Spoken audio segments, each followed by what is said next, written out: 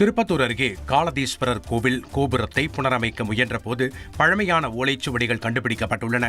அந்த ஓலைச்சுவடிகள் 125 ஆண்டுகளுக்கு முன்பு எழுதப்பட்டவை என்றும் இவற்றை நூலாக வெளியிட நடவடிக்கை எடுக்கப் போவதாகவும் அறநிலையத்துறை தெரிவித்துள்ளது.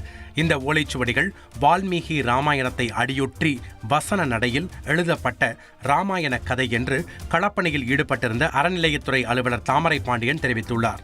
இந்த சுவடிகள் ஒரு 5 கட்டு சுவடிகள் இங்கு இருந்தது.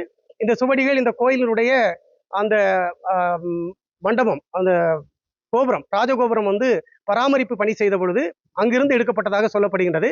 அதை ஆய்வு செய்து பார்த்த பொழுது இவை ஒரு வால்மீகி ராமாயணத்தை தமிழிலே எழுத வேண்டும் என்ற நோக்கத்தின் அடிப்படையில் எழுதப்பட்டிருக்கிறது. அது குறிப்பாக வசன நடையிலே எழுதப்பட்டிருக்கிறதை பார்க்க முடிகின்றது. ஒரு சுவடி சுருக்கமாக அந்த வால்மீகி ராமாயண கதையை முழுமையாக பேசுகிறது. இன்னொரு 4 சுவடிகள் தனியாக அதே ஸ்ரீ ராமாயண கதை என்ற அடிப்படையிலே பேசப்பட்டிருக்கிறது.